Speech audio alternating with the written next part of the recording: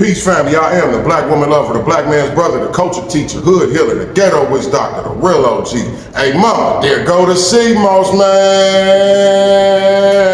Y'all better come on in. Listen, I got another good one, y'all. Listen, you could do it the old school way, you can do it the new school way, but today we gonna do it the old school way, man. I got my homie old school here with me. You can catch me at his show next week, Sunday. We gonna be at Perkin Boys Private Event Space on 68 from Brown Deer. Y'all make sure y'all show up. Peace family, how you doing, man? Man, how's it going, bro? Right. Thank you, man. Look, it's been a long time coming, man. I finally took my piss test. I get to take this interview. Oh, yeah, man. My man. Hey, you know we gotta get it in order, man. Hey, what hood you from? I'm from Long Island Drive, man. Long Island Drive, right here in the city. Right here in the city. This is where we go, man. Tell us about old school growing up, man. Who was old school? Old school, man, you know, I was putting it down in Milwaukee. I always didn't grow up on Long Island. I used to live off Sherman. First, I lived off 22nd and Melvina over there with my two faux partners over there. You know, I went to elementary school over there. You know, I ran that neighborhood so much they had to get me out of there by the time I was 7 years old. So then I terrorized that neighborhood so long. Then I moved over there on 41st and Glendale. There wasn't too many gangs over there, but they could see my potential at starting something, so they got me out of that area too. Yeah. Then I went to Long Island, and that's where I started the commission. How'd you find out you was funny? Like, is it something that you just always knew, or did you just grow up playing the dozens with the homies, and they told you was funny, or was it family? Like, man, listen, you need to get on that stage. Well, as far as being young, I had to rap, because I grew up in the 80s in school, so I was black as hell. My first name Thaddeus. So yeah, you better know. Yeah. You gonna learn today. Yeah. So I had to learn how to rap. So I either had to learn how to rap and fight at the same time, because if they get me too bad, then we gotta fight. But no, I really knew I was funny in high school, because my teachers used to actually to skip in their class. Oh yeah? I'd go in their class during the hour I wasn't supposed to be there and just stand there the whole time making people laugh. You know what I'm saying?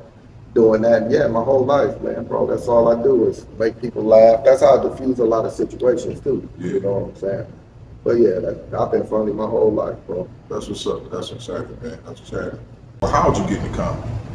I got into comedy. Shout out to my brother Mel Parr on the GUE clothing brand. Shout out to Mel Parr. He used to take comedy classes down at the Comedy Cafe on Brady Street. And I remember one day he had to pick between paying his cell phone bill or paying for that comedy class. And I was like, bro, you ain't got to pay nobody to be funny. And he was like, hey, you can't do it. And I was like, when's your next show? Right. And I signed up for an open mic, and I won 4 weeks in a row. And then it was off to the races from there.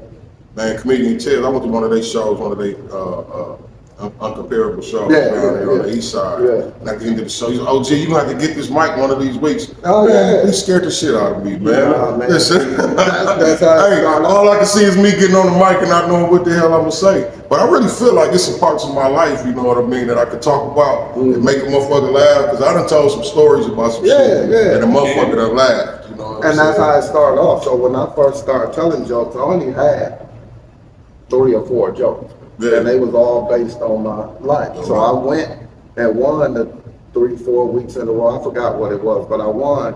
And each week I would switch the order of the jokes. You know what I'm saying? Right. But I learned that in that early stage, that each week I would say something different in that routine. I would have something, take something away. And then, so I had those 4 jokes. And then from that, probably 2 months later, I was doing a platinum comedy show. And I only had those 4 jokes. But I kept going to open mics every week. Adding one, taking one away. Right. Hey, it's funny you said that. Me and Lavelle was, when I did the interview with him, and he was talking about how comedians do the open mics, right? Yeah. And it's like a workout. It's like our athletes practice. They go work out. You know what I mean? You work your jokes out, you practice telling your jokes. Like you say, you added in more words here, you may take something out, and then finally you get them all the way refined, and you can have that huge show with those jokes. Yeah, I don't do open mics really no more, because for one, I don't want nobody to see my ideas when I'm cooking them up. 2, I just believe that if it's meant to be, it's meant to be. I sit in the house, I practice at home, I visualize everything from the intro, the song I'm gonna pick, to how the crowd's supposed to look, and then my opening, everything. I'm piecing that in my head together, and I'm visualizing it, and I'm just writing the jokes out. So the way my open mic go is, I can call you on the phone and start talking to you about something. I'll bring the topic up and start talking. As you laughing, this is my material. You don't even know it though. So I'm like, this is a keeper. You know what I mean? Right. Then I might go to my wife. Right. Tell her something like, hey, start talking. She start laughing, this is a keeper. Right. Then right. she gonna add something like, you should say, you know what I'm saying? And that's how you do I like that process. Yeah, because if you call somebody and say, hey, listen to this new joke I made, they ain't gonna really get it in the moment. Right. So you just test And they're waiting to laugh. Yeah, you just test the waters by talking to them in normal conversation. They gonna be laughing and giving you tips. They gonna just add That's a something dope in and you're gonna be like, oh, that, you know what I'm saying? As long as you visualize your material, and I even record it, listen to it as I'm falling asleep, all that. You just wake up and it's built in you. Right. You know what I'm saying? But one thing I want to touch on, I tell comedians all the time, master your set first. It don't matter if you got 10 jokes. Master those 10 jokes. It don't matter. In Milwaukee, say for instance, over 1 million people. If you got 10 jokes, you saying your sets, you working your sets.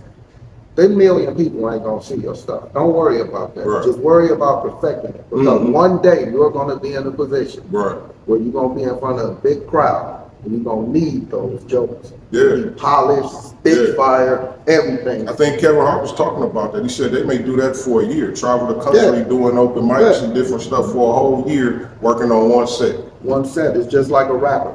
A rapper got his whole life to make his debut album. That's why the second album's so hard. Because the first album, you know, I'm using these 15 songs, this one, and that's the same with comedians. When you shoot your first special, that should be years of jokes that you took to polish, that you took to, your city don't know the jokes, but the world don't know the jokes. Right. You see what I'm saying? So when you ready, like now, if Fox 6 came to me and said, hey, we need 250,000, we need to do 3 minutes on TV. I already got my 3 minutes, non-cussing, everything, what I'm gonna do. You already know which jokes to use to make 3 minutes. Yeah, that's it. Yeah, so your jokes timed out and everything.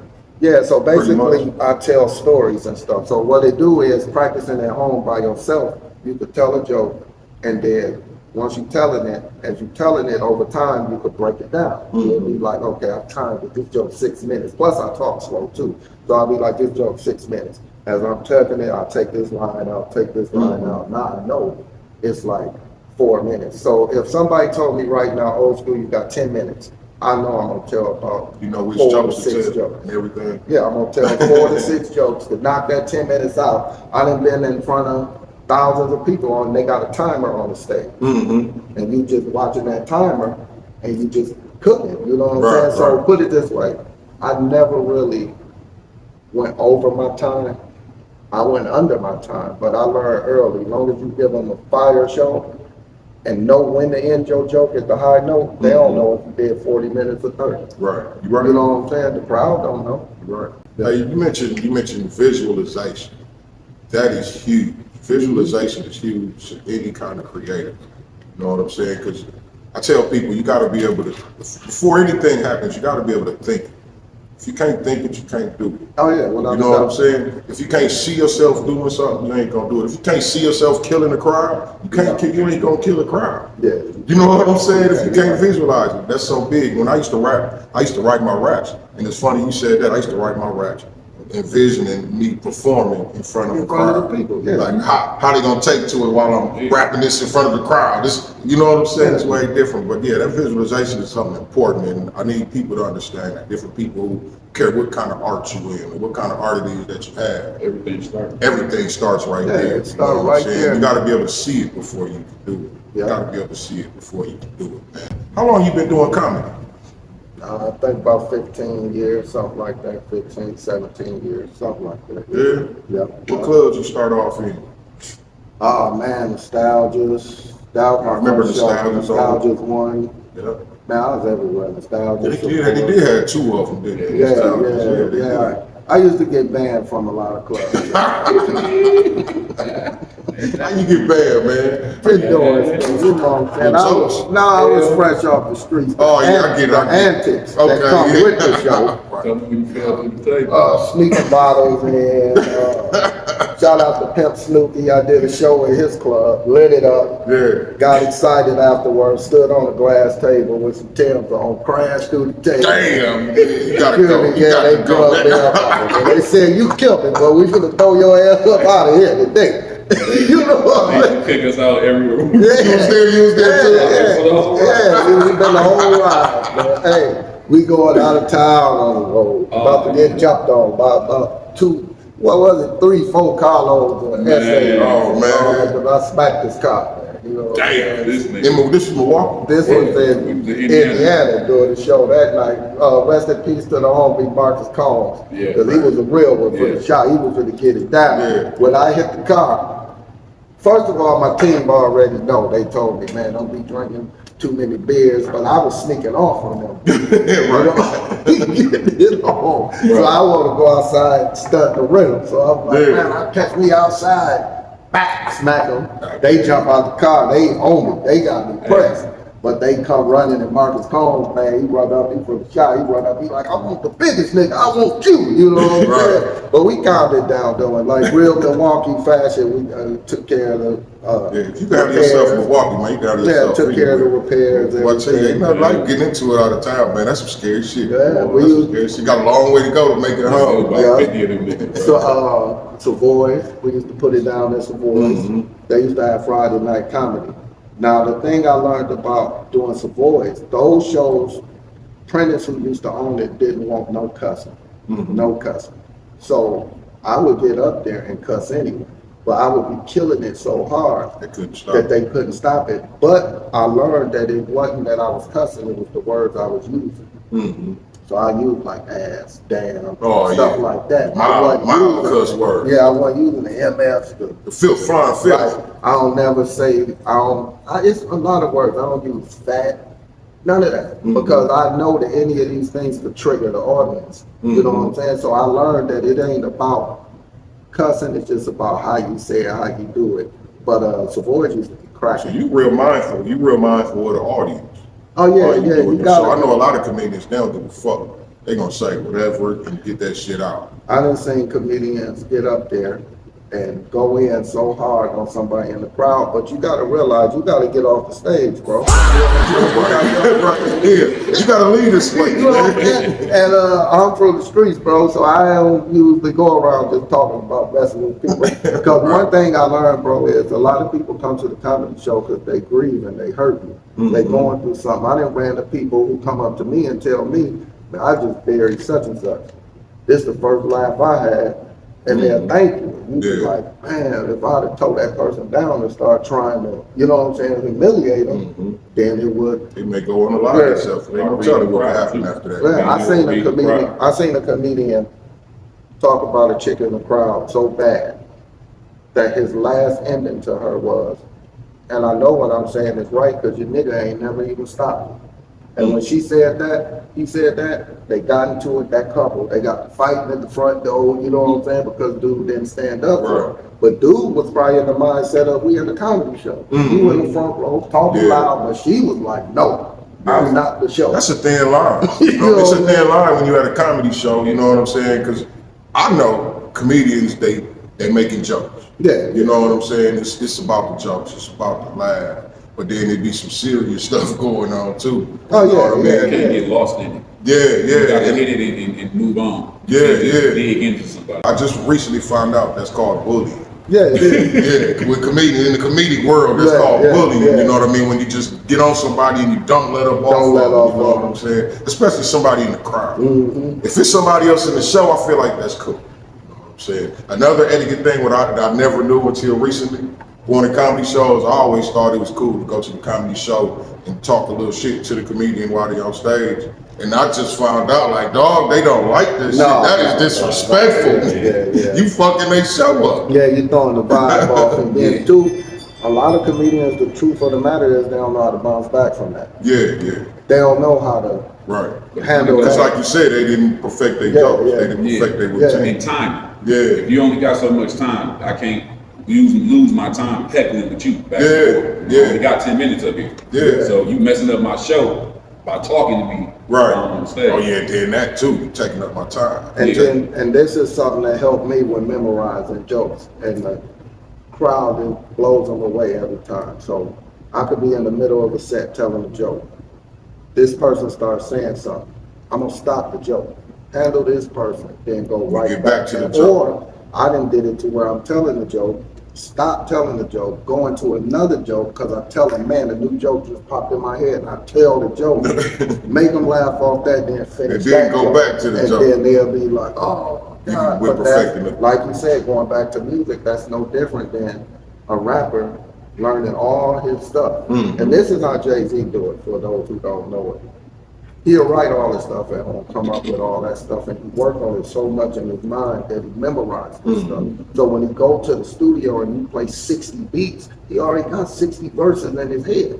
So he could just be sitting there spitting, and you'll be like, man, this dude don't stop. Then when he hear that one beat, he'll be like, oh, he'll just listen to it, he's thinking, you know, I'm gonna change this word, change that word. Then he go in there and start to punch in, punch out. But he already had the blueprint. Right, for right. that stuff. Right, It's right. just he put so much preparation time into it that's how it goes. Yeah. Then a lot of people would think, oh, he just went in the booth and Freestyle. freestyle. Man, he and- had the no, skeleton to the thing. He Right. had the whole skeleton, the whole thing to it. And he was able to just make that happen. And that's how, when you were dealing with comedians, you'll get on stage and you always see some comedians sometimes start, you know what I'm saying? That's because they fighting for time. Right. Then make their jokes run into each other or something in the room, throw them off or something. Now they can't get that memory Yeah, back. I noticed them doing that. They say they be like, oh yeah, it's crazy. It's crazy. Yeah, It's that's crazy. Or they'll say, give yourself a round of applause. Yeah, You know what I'm saying? buy him some time a little bit, a couple seconds. That's Yeah. what's also messed up about the heckling. Because now you can't remember. You didn't forgot. He didn't do you all the way up. You didn't forgot your joke. Yeah. Now you're like, you give yourself a round of applause. Yeah, give Right. yourself a Yeah, I round get of it, I applause. get it. Yeah. What's your top 3 Milwaukee comedians? Well, first of all, that's easy for me, but it's gonna be a tie for one of the slots. Okay. One is Chris Barnes. I just saw Chris Barnes set just recently for the first time. Where was we? I think we was downtown. It's that spot called No Studio. He did a show down there. Chris He Barnes killed it. is a beast. He killed it. Chris Barnes is a beast.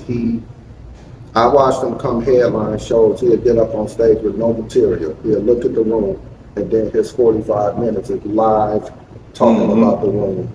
That's his stuff. You won't even be able to tell if he slipped the joke in Right. there. Yeah. None of that. So then this is what Chris Barnes did for me earlier in my career.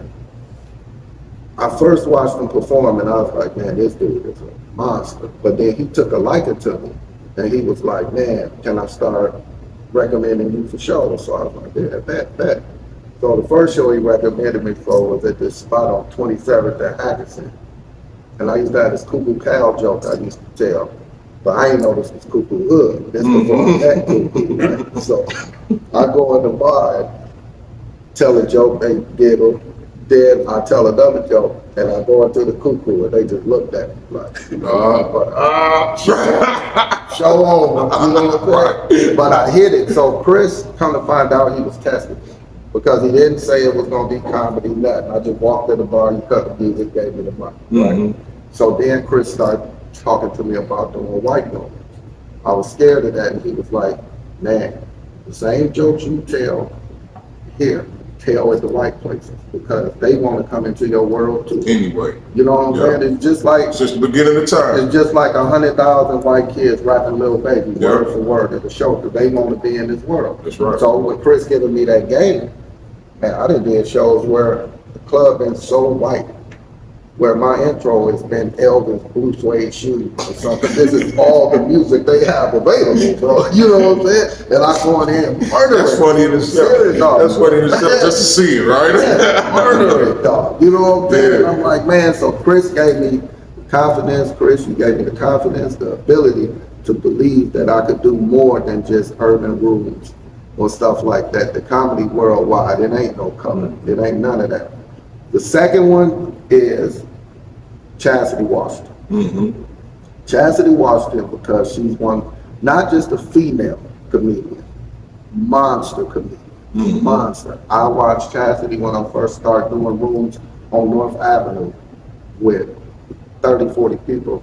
Then I watched her do State Fair Park around where the track is the field. You know what I'm saying? It's 6,000. She murdered her. Yeah. Like, She cold. Man, I caught her at one of the Promise shows. yeah, she's so cold. Chastity. And then number 2 and 3 is a tie. 1 is D-Rock.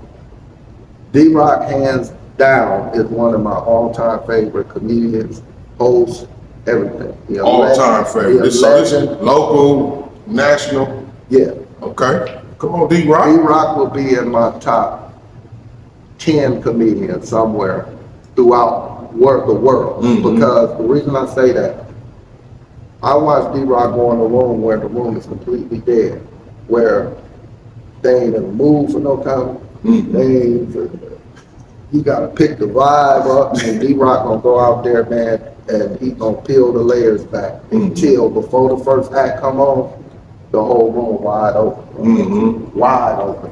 You know what I'm saying? D-Rock could do cussing, non-cussing, all that, man. He, you know, and the last one, the time. Yeah, D-Rock is nice and wholesome. He's a wholesome That's guy. what I'm saying. Yeah. And the last one is the tied up spot is Marlon Hill. Okay. Because Marlon Hill, first let me say this. Me and Marlon are a little odds right now, but that's still my nigga. I ain't the type to, you know what I'm saying? Not give you your props, Marlon, for what you did for me as a comedian.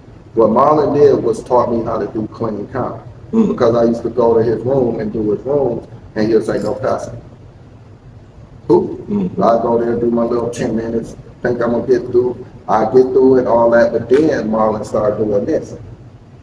He'll call me to his comedy show, say no cussing. It's his room. Everybody bought a ticket because he come. And then he'll tell me, I'm a feature, you got a headline. And I'll be like, oh my God. He'll get up there and break it so hard. How you supposed to follow? Yeah, he'll be like, I'm gonna still do my headline in time though. But you gonna, all right, man. Then he get up there, get standing ovations, and then you gotta go up there right after that. So then that started getting me like a monster. But I seen what he did. So if you look at a lot of old comedians' footage, they said that Paul Mooney, Richard Pryor, and them used to do stuff like go up, do an hour, and then give you the mic and say you got 5 minutes, and then you got to go up there and people walking out. They ain't seen the show. You got to tell the jokes and reel them in, so to speak. So they're my top 3. That help you build your muscle though. You know what I'm saying? Right. That's like playing chess with somebody that's a chess champion. Yeah, the more you play, exactly. the better you get. Exactly. It's almost like that. And I got some honorable mentions. Okay, come on. So, Miss Cut, absolute beast. It's cutting Monster. up. She was Monster. here yesterday. From here to the West Coast, rip stages to death. We got the new guys, comedian Tez, Dre Love, B. Jones, Animals. They got bright futures ahead of them. I told comedian Tez, right now, at my point in life, I'm an independent comedian. I do shows when I want to do them, how I want to do them, charge if I want, don't charge if I don't want. I told him I'm at the stage in life where my life is pretty much set. So the young guys, it's on y'all to take the torch and take it a step further than we could have took it. And then that way, as long as we encourage them and lead them on, then that's how the city get put on. There's no way in the world that I should look at a Myron, shout out to Myron, why I should look at a Myron who getting success and not congratulate him, even though Myron started later than me, and Myron had struggles when I didn't have struggles. But how can I not support him? And he's from the home team, and I watched him lose his father, and his father was one of his biggest supporters. But now his son is he's one of his son's biggest supporters. You see what I'm saying? So how could I not? You know what I'm saying? Then we got T. Kingsley. You know, I started with T. him. Dot, shout out to T. Dot. Out in Phoenix. We got Kelly Kells ripping Yeah. shit, doing, you know what I'm saying? There's so many, everybody in Milwaukee, J.D. Hinton, T-Learn. T-Learn, my guy, he don't really do comedy no more, but my first show I was ever fit to be in, the promoter was hating on me, and T-Learn didn't know me from a can of paint, and he dropped out the show so I could get a slot. And that's why he'll forever be my guy. You know what I'm saying? That's love. All these cats in Milwaukee, bro. You know what I'm saying? We gotta unite, man. We gotta stop the hate, bro. You know what I'm saying? You had your roast yesterday. I seen some little, comments that you wasn't too happy about that. Right. But we gotta realize in the city, bro, that every ideal ain't the first time it came around. Man, people been doing roasts since the 70s. That's right. You know what I'm saying? That's We were right. just talking about the Richard Pryor roast. Yeah. In the city, we was doing roasts 15 years ago. You know what I'm saying? We just need to start congratulate each other more in the Yeah. city, man. Any comedian know, if you want to write jokes, come with me. We're going to sit down, write them out, I'm gonna show you the blueprint. We done had writing sessions at my houses where all the comedians that I didn't name and mention, all of them at some point sat down and we wrote jokes together, collaborated together. Like you said, when the hunger stage. You see what I'm saying? Because I'm going to be the same regardless. It don't matter to me because the same way those guys go and could chase their dreams and go on the road, it's the same way some of us stay here and deal with real life and have other issues going on and everything. But as long as we support each other, bro, that's all that matters. Mike Epps or Corey Holcomb? I'm gonna say Corey Holcomb. The reason I say that is because Corey Holcomb, for him to stay in that lane for all these years and never run out of material, never, you know what I'm saying, that's a hell of a thing to do. Mike Epps, on the other hand, is known for, they say he ain't that funny in stand-up, but I like him. I opened up for Mike Epps twice. And shout out T-Dot, because when we did, we had a write-up in the Journal that said the Milwaukee comedian stole the show. Yeah. But we'll keep that on the low. What does success look like to you? And listen, success to me is doing what you want to do, when you want to do it, and how you want to do it. Success to me at this point in this life is having everything God told me he was going to give me.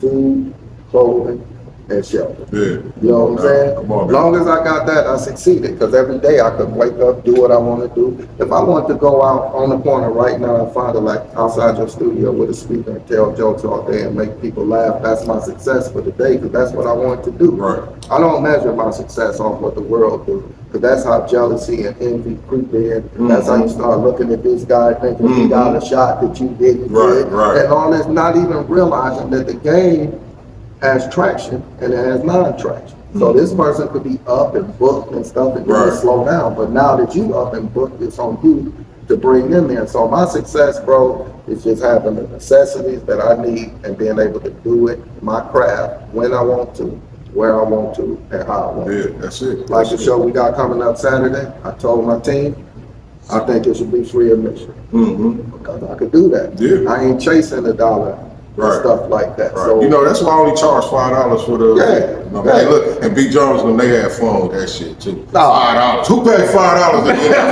$5 all night, all day. $5 this, $5 that. And I did a video. I said it's only $5. You know, he was doing that shit all day. It's only $5. But that's what I'm saying too, and then people mistake that as this how Milwaukee mindset is. They'll see a free show, a $5 show, and they'll put it in the mindset that you're struggling, or you struggling to get people there. That's why it's like that. No, it's called a lookout. It's called I'm not chasing a dollar. I'm willing to take care of my audience before I take care of Right. myself. Just give me a I'm couple of willing- dollars so we can That's have what I'm some saying. fun. So we can. That's all I'm saying. So you can give it back to the. So another thing too that ties into that is I've been trying to tell comedians, promoters, club owners for the longest. In the city, man, if you just quit charging for your shows and let them people in free, the bar don't make money, the vendors don't make money, the food, because a lot of times it's on the establishment to supply the funding for the acts. That's why you used to call Comedy Cafe anywhere and say, send me 20 tickets in the mail. And they send them to you. You know what I'm saying? Yeah. You're going to go in there and pay for the drinks and stuff, but hey, you all having a good time. You know what I'm saying? That comedy club up here by the strip club next to Ricky's, it used to be one up there. Oh yeah, that I was forgot the name of it. Joker. The Jokers, yeah, they used to do that. Yeah, they you used to go, call and and then you could get some free tickets and stuff, Dude. or you could call and they'll get you some free tickets. And you come bring on up. you bring your party. Yeah, 2 drink minimum. 2 drink minimum, 1 beer $20, but you know, but them high drinks and food is what's paying the acts for. Yeah. You know what I'm saying? They not out. See, here a club will come to you because they know they need business. They just open and say, hey man, you want to start a night here? But now on that night, you got to sell tickets. You got to do all this. And all you getting is the door. They get in the bar, they get in the kitchen. Right. When if they say, hey, why don't we just pack it out? Mm-hmm. And then see what we tally up at the end, and I'll pay that little buddy. Hey, look, I tell comedians this, they come. I was like this, well, for the show that we just had. Right. I said, man, you know, if it's free, get you some merch to sell.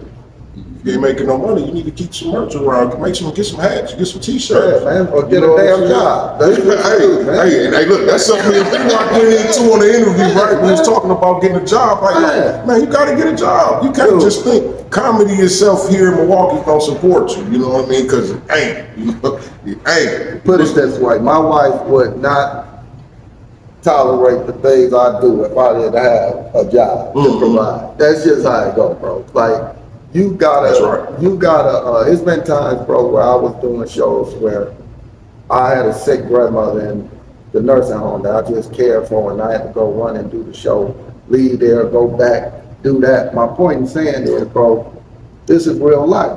So you can't chase the dream if your dream is not gonna be honored if your reality not That's taken right. care of. That's just how it goes. That's right. You can't be chasing this damn dream. I'm not living in no cars. I'm not sleeping on the road. Right. I'm gonna manage my career from a nice 4-bedroom house. That's what I'm doing. Right. Everything in life requires order. Yeah. When people describe your legacy 20 years from now, what you want to say? This world would say, man, he was solid, man. He was solid and known for putting himself last. You know what I'm saying? Yeah. See, I used to have a hard time in recent years thinking about some of the family members I lost and why did I lose them, and then when I lost them, why did I become this pillar of responsibility all of a sudden? Then just a lot of stuff, bro. So I started thinking like, this is my assignment. This is my assignment. So therefore, I want my legacy to be solid, and he was a selfless person. Because I don't know what you believe, but I believe in Jesus. So he was a selfless person. He gave his life for a bunch of people who don't even care about him, don't think about him, don't nothing. Yeah, you know yeah. what I'm saying? So how can Future people. That's what I'm saying. So how can I sit back and be so selfish when somebody did such a selfless deed for Right. me and mine? You know what I'm saying? So I want people to be like, man, he was cool, he was solid. Because one thing like this, bro, our legacy is like seeds that you plant in the ground. So 100 years after you leave this earth, you either leave good teachings on the earth, meaning good seeds that you plant in your kids and the generations, and they could take it on, right? Or you could plant bad seeds. You see what I'm saying? And 20 years from now, you could be dead and gone, and your family's still selling dope off the seeds that you planted. Exactly. I like to say it's our job to try to create a world that we want our kids to grow up That's exactly. That's where a lot of people be like, oh, people be hating. Y'all used to do the same thing. No, bro, we did, but we just see now what it could take. We know what we it could did. give y'all to make it a little bit better. Yeah, and we know what it did. That's what I'm saying. The takeovers and stuff now that teams going through, bro. Come on, man. You know we used to do that. Yes, we did all that. You know We what was I'm at Capitol Court. Man, come on. That's We why. was at That's North why Free. it's We going. was at the That's Grand. why they all Exactly, going. All exactly. three of them. You know what I mean? And you know, and that's my main teaching point to the youth. You know what I'm saying? When they say, well, y'all did this, y'all did that. Well, this is why we can tell you. We know what happened. You know what I mean? I know what happened to all my peers. I know what I went through because of that. You talk about the music, how they, you know what I mean? It's a big music thing going on social media now about the spin that song or whatever. You know what I mean? And I talk about the music now because our music, gangster rap, opened the door for this. So I'm just scared of where this music may open the door for. Right. You know what I'm saying? We started that shit. I'm glad you brought that spin matter up because I'm gonna address it in my show Sunday, but I'm gonna just dig a little piece up.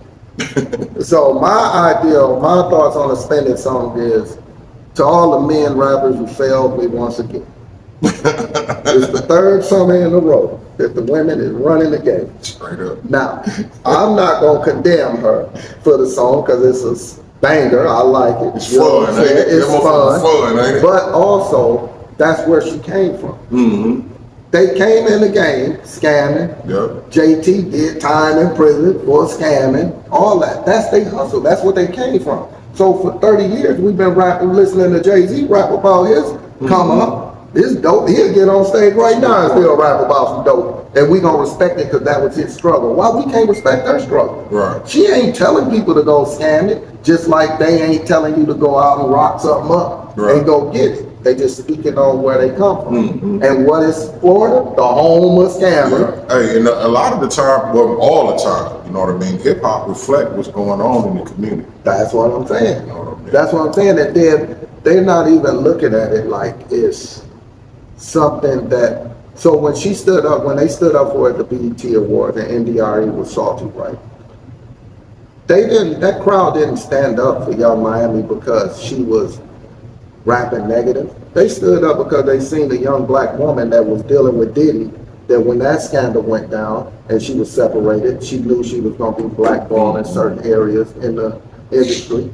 They watched her partner run off on her in the midst of all that drama. So they wasn't applauding the song, they was applauding a black woman that What she persevered went through her struggle. I could dig that. You see what I'm saying? I never, That's why I they look at it like that. I didn't look They at it. didn't look at it because they loved this. They looked at it because this black woman that everybody counted out in front of the world's eyes is back. Now she could take that money from that and create something a program to have people stop scamming, to do something to teach, you know what I'm saying? Right. Anything. You never know, but I'm not going to knock them that I'm listening to these guys out here talking about killing, murdering, shooting, and then we get to watch them go on podcasts snitching on each other. Go on, man. Right. No. Right, I get it. I'm gonna keep spinning. It put me in a good mood. All right. Life or Harlem Nights? Oh man, life, hands down. Man. There's too many quotables in it. There's too many. Harlem Nights got a bunch of Harlem them, is too. good, but come on, man. I mean, Life? like even sitting at the bar when Martin spent the $2 on the product. Hey, that's a nice wholesome girl. She's nice and wholesome. He was like, he said, her mama short on the surgery. He said, $2. Then right after that, they went into where he said, man, I ain't say nothing about your daddy old cheap watch. And then he turned right around and Say said, one more thing about my daddy watch. then, even when he told Mark, when he said, man, you keep whining about that old job. What kind of man go work as a bank teller anyway? He said, that's sissy work. He said, well, at least I ain't around pickpocketing people in the bathroom. You know what I'm saying? Yeah. That movie was, oh. Yeah, it was. That was hilarious. That was man. hands down, man.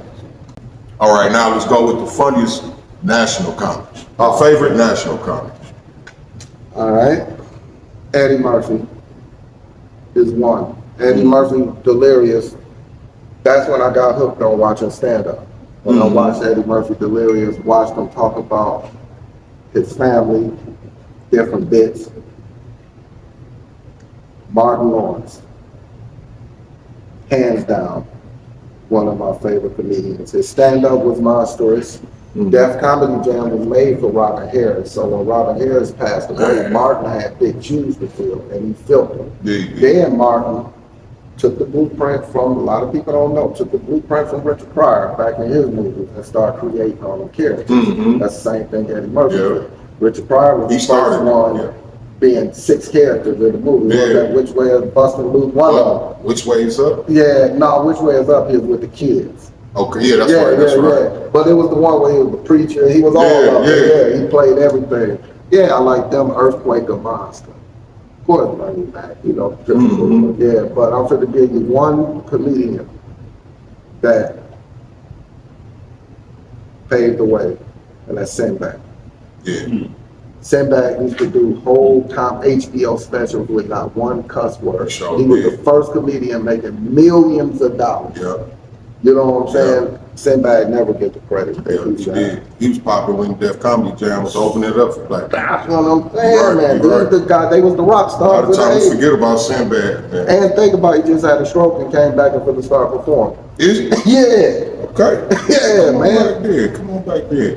What's your most embarrassing moment on stage? Yeah. I had so many of them. Jesus Christ. Let's see.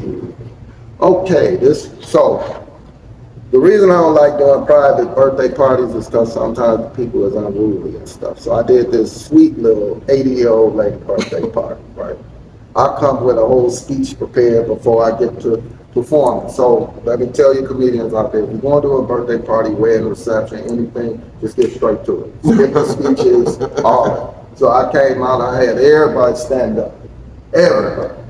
We gonna salute the matriarch of the family. I'm doing all this. I sit them down, I get to telling jokes. Next thing I know, I hear a couple of kids like, who is this nigga? Kids don't give a Yeah, shit. who is this nigga? Who these supposed to be? All this. So I'm like, hey, I'm cool. I ain't tripping. Long as the granny still on it. Man, listen, bro. This old 80-year-old lady stood up and was like, hogwash! Where y'all dig him up from? Hey, bro. No, man. Listen. She walked, sit across the stage. From that moment on, it was mayhem. But man, listen, bad shows is horrible. I done had so many of them. It's horrible. That's why I learned to be humble. Don't talk. Because when I go to shows and I be in there like, man, listen, you know who you came to see, don't you? Oh, the next thing you know, it go bad. Right. Or when I used to drink too much.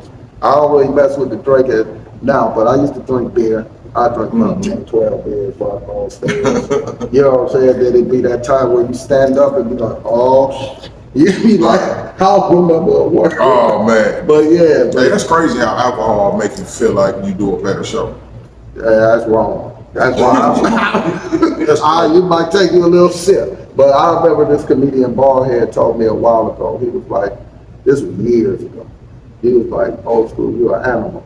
He said, but you really gonna be a comedian when you quit drinking. And I was like, what you mean? He was like, oh, you drink too much before you go on stage and you're not memorizing what you're doing. You know what I'm saying? And I was like, hey, but then just regular life and taking things out, being healthy, doing stuff, I just don't do it. You know what I'm saying? I might take a little sip of a brew or champagne before I get on stage. Yeah, I'm the same way. I hardly ever drink every once in a while. You know what I mean? If it's a special occasion, and the lady will do a shot and I'll drink a wine cooler or something, that'd be pretty much it. And then I put too much time in the Miller and shit. They ain't getting no endorsement I'm deals. trying to tell you. No, Ain't no sponsors. man, they ain't getting Hennessy. No, man. Wrong, but them bad, man, getting booed, it do something to you, bro. It make you. I done had bad shows that went home and curled up in the bed, man. Right. Damn near cried myself to sleep, bro. But nah, you live to see another day. So, what comedian talk the most shit in Milwaukee on stage? I don't know about on stage, but in life, Gigolo Jackson. Gigolo motherfucking Jackson. Gigolo Jackson. I think that's unanimous around the city. So-called Tupac David Ruffin of the city. Jig gonna talk shit. Jig, when I first met Jig, the first show I had, this was with Jig, this was my way of paying homage to Jig. He got out of jail. I told Jig, I said, dog, I'm supposed to headline tonight, but since this is one of your first shows coming home, I'm gonna let you headline. I'm gonna go up and feature for you. Right. I go up, rough crowd. I ain't really have a good show, right? Get on stage, Jig, get up there, man, shake my hand like, thank you, boss, I appreciate it. Get right on stage and say, I'm David Ruffin, and these niggas is a temptation. And went in on me from that moment on. But Jig is a legend in the city. Yeah. I give it to him. He was doing He me. was on the David Ruffin shit yesterday. Yeah, I heard Jig. I heard about that roast. Oh yeah. It went down. It went down. Yeah, it went down. Jig. Literally. You gotta come out first and set the tone, Jig. Put it trails ablaze. All right, what you prefer performing in best, clubs or theaters? Anyone else matter. Theaters is different because you gotta wait for the laughs. So when you tell a joke, and the people in the front, you're gonna see them laughing, but you gotta wait for the back people laughs to come, and that shit come like a roar. But once it start going, it start going. Now I did arena, and I would think that that would be hard to do, but it's not. You know what I'm saying? What do you hope Milwaukee comedy don't look like 20 years from now? Better than the rap scene, I'll tell you that. Tell you that, because the rappers is, well, these young guys, I like them, I get into it, but we gotta get our own identity on the music tip. Our beats sounded like Detroit beats and stuff like that. We need somebody like a Big Hank to come back. Come on back. Godzilla or something. Yeah, Godzilla, come on back. You know, bring them old samples out with some new flair. But no, I just rather see Milwaukee comedy 20 years from now. No lie, I'd rather see the Improv out there in Brookfield still shaking. I'd like to see a black comedy club on the northwest side somewhere, shaking, where all the up and coming black comedians gonna come. You know how like, rest in peace to the mayor, Young Twine. Remember how Young Twine and used 618 or wherever to bring the up and coming rappers to. Yeah. Well, we knowing about them in the streets, they bring them to them spots while they still attainable for you to get to. So I think a black comedy club would be dope like that, because then you'll have all the people out here like the Jack Funnies and all them to do the skits. They gotta come through there to do their sets and stuff. And then just more unity, man. Like it's a marathon, bro. It ain't no race, man. It ain't no fast way to the top.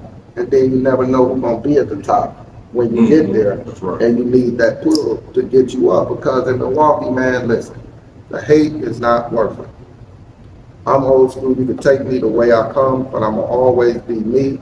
None of these opportunities, none of that is gonna make me snake my brother or sister in comedy in the back, man. That's just, we just need the unity here, man. Like I said, when we see people get fired, get B. Jones, Dre Love, Taz, all them, I done been on the road with them before. And the promoter not trying to pay them, do stuff. I'm like, no, bro, they could get paid, bro. They done did this, told them how to move. We done went to a spot where the show was empty, and me and the young guys went to the bar next door and told them, hey man, we need to do the show over here. Then we set it off in the park. But that taught them how don't let nothing stop your money, bro. Just people come for a show. So 20 years from now, man, Milwaukee comedy should be, I hope, big, man, because we got too many people like the Chris Barnes, like the Chassidy's. There's so many people, the old promoter, Bernard Brown, all the people who paved the way, who laid something down to try and do something. We just got to keep going. Let's don't tear it down. I feel like it should be an unwritten rule where the comedians, you got shows going on around the city all the time. If you ain't got nothing going on, pull up. You know what I mean? Because like these clubs, when they start seeing y'all pull up and you got people coming following you. Yeah. You know what I'm saying? That make a big difference. Yeah, and I reached out to the homie Antoine McNeil from Madison. His comedy room been up there, I think 8, 9, 10 years. Best comedy room in the city, hands down, urban comedy. I reached out to him, told him, so this is what I'm doing for all comedians in the city. If you want old school in your show, just call me, book me. I'm waiving my price, you know what I'm saying, for comedians in the city for the summer. Waiving my price for y'all. If you want me to perform, I'll come and do it. We get it in, and then we're gonna get out the mud with this merch and stuff like that. You know what I'm saying? If we're gonna be about the unity, then we're gonna see who's really about it. And that's how we're gonna do it. Count me in, and this platform right here is a piece of it. Yeah, you locked in. My thing is to put eyes on y'all too. You know what I'm saying? You locked in. That's why I came to you for the filming. I've been watching you, your work, watching your reach, everything, and that's why I was saying, like, for you to have a roast yesterday and people give negative blowback or something like that, they're not looking at the other aspects that could be offered too. And that's what I mean by improvement. So, you know, you might have somebody who do a roast, but they can't offer the film and the editing, the other things, and it's just building relationships. Man. That's it. That's it. Go, bro. Like, we all from the streets, bro, and we know that you would rather be a cool, mellow cat that lay back, do whatever, and mess with everybody, than a person that just burn bridges and annihilate relationships before you even get to meet the person. You know, I'm the type where it's like, talk about building relationships. Yeah. Even with this show, different sponsors. You know what I mean? Like Right. everybody. Like this, Right. it was everybody thing. Mhm. The food, the people that came and sponsored the food, you know what I'm saying? It was a huge thing for them. This was their show. You know what I mean, they put Right. on up here, put all the food up here. They Right. put on for the show. The DJs, the sound man, the comedians, you know what I'm saying? It's a whole team effort. And my vision is to find people who are professional at what they do. Right. Like I say, the sound man, the DJ, Right. you know, we got the host, I went and shot for Promise, you know what I'm Right, saying? yeah, yeah. And then we got the dope comedians in Yeah, the building, yeah, you know yeah. what I mean? So everybody in here is doing their thing. I got the bartender, she had help up here, so I learned how to delegate stuff Yeah, with yeah. events. Exactly. You know what I'm saying? Yeah. To make it easier so I can create a better environment. You know what I mean? Exactly. Put my attention in the right place.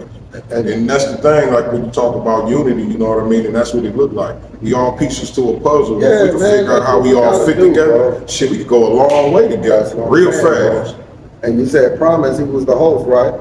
I remember Promise when he did his first couple shows and we was on the bill together, and then I watched him get better and better and better to the point where he was going on stage with national comedians, holding his own, getting it in, you know what I'm saying? Yeah. So a person like Promise, all of them, man, I think anybody could make it, you know what I'm Mhm. saying? Yeah, But it's it all depends on what your idea of making it is, you know what I'm saying? That's just it. I throw comedy shows in my backyard, have 100 people show up, Yeah. 85 people, that's Straight up. nothing, you know what I'm saying? And we done did it. Mhm. I done paid the people to come and everything, you know what I'm saying? So, yeah, man, and then nobody never even, the event you had yesterday, you had all that going on, and nobody never really looked at, you got a whole staff to pay, and you only charge $5 to get in. Right. So some of that money had to come from somewhere, You but. know, out the pocket, right out the pocket. That's what My girl I'm- looking at me all crazy and shit. Yeah, that's what I'm saying. But I know what I'm working That's on. what I'm saying. You know and, what I'm saying? and she don't say nothing because she believes. Right, right. And that's what I'm saying, man. We gotta believe in each other and believe that it's gonna work. Because all the comedians, like I said, we got T-Dot in Arizona. We got comedians all over the place. That we can still use those resources. Yeah, You know definitely, what I'm definitely. Set something up in Arizona. Yeah. You know what I mean? And take the team from Milwaukee to Arizona. He took Jig down there. I think. Yeah, he did. I think it was Phoenix versus Milwaukee. Yep, yep. Yeah, Jig went down there. Yep, him and was it Andrew? Yeah. Yep, Unpredictable Yeah, Drew. Jig Yep. came back and said, man, he gave me $60.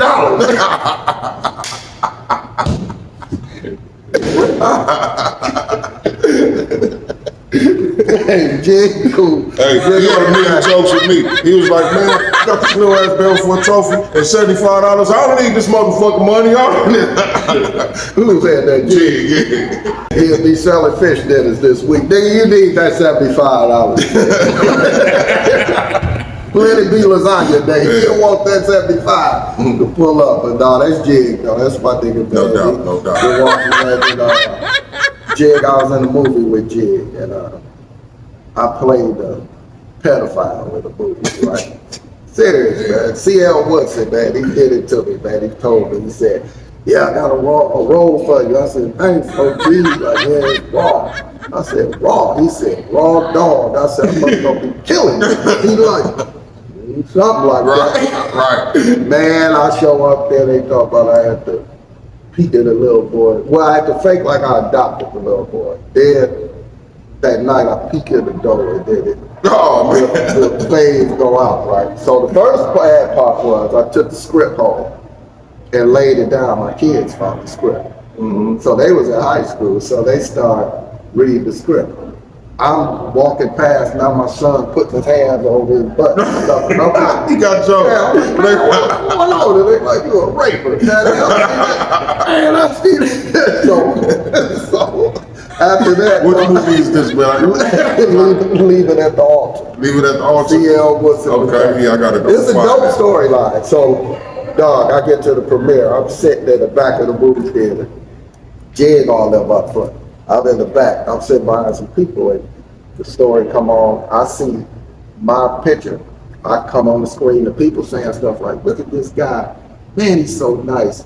Man, he's gonna adopt that boy. This is what Right. God means." Man, when it came to the scene when I peeked in that door, the same people in front of me was like, I knew something was wrong with Look that. at this shit. Yeah, look at his shit. mustache. I knew it was that mustache. Now you got a pedophile mustache. After the show, after the premiere, I'm trying to sneak out. Jig is screaming through the warehouse. My character name was Raymond. His nigga like, Called where Raymond at? Where Raymond? Oh man, but yeah, it was leaving at the altar. CL was in production. It was dope. Yeah, that's hilarious. I gotta find it. Man, Old School, I really appreciate your Oh, yeah, time, I man. appreciate you having and me. I'm happy that we finally got a chance to sit down. Oh, You know yeah, what I mean? man, We've you been know. reaching, but it happened all at the right time. Yeah, right man. before the show this Sunday. Oh, yeah. Perkin Boys Private Event Space. Oh, yeah, it's cool. Sunday, 6 o'clock. The door is open, y'all. Yeah. Make sure y'all be there. It's free. It's free. It's free. 6 o'clock, They y'all. love that Perkin word. Boys Restaurant. Tell them how to get in touch with you if they want to book you. You can just book me from Facebook. Thaddeus Old School Man is my page, or you can reach out to me on Instagram at Old School Comedy. Get with you, you know. Yeah, ain't hard to find, man. I'm all in the city, and I'm doing anything. I do family events, reunions. Bro, I even did a birthday party, a bachelorette party one time. They didn't want strippers for the husband and wife. I was happened to be one of the wife's favorite comedians, come to find That was out. dope. And they put me in the basement, surrounded by all the women, blindfolded her. And when they took it off, she just bust out crying. Oh, yeah, that's dope. That was And that was right down on 18th for Hackensack. You know? Straight up, we in the hood with it. That's what's happening, man. That's what's happening. Hey, y'all, look, thank y'all for hanging out with us, man. Thank y'all for hanging out with us. This episode is brought to you by the House of Vitality inside Sherman Phoenix, 3536 West Fond du Lac Avenue. And make sure y'all get y'all CMOS in, y'all. We all need it. Peace. Catch me at his show next week, Sunday, at Perkin Boys Restaurant. Is it Perkin Boys? Private event. Oh, it's okay, y'all. I'm headed over Yeah, here. 68 from Brown Deer. Okay, we're gonna be at Perkin Boys Restaurant. God damn it, I said it again. Right, Yeah, man. there's some dope sea moss too, man. Yeah, That's man. that strawberry vitality right there. Yeah, man, get your stomach in order. Yeah, come on, y'all. Y'all better come on in. Holla at the CMOS man. What you talking about?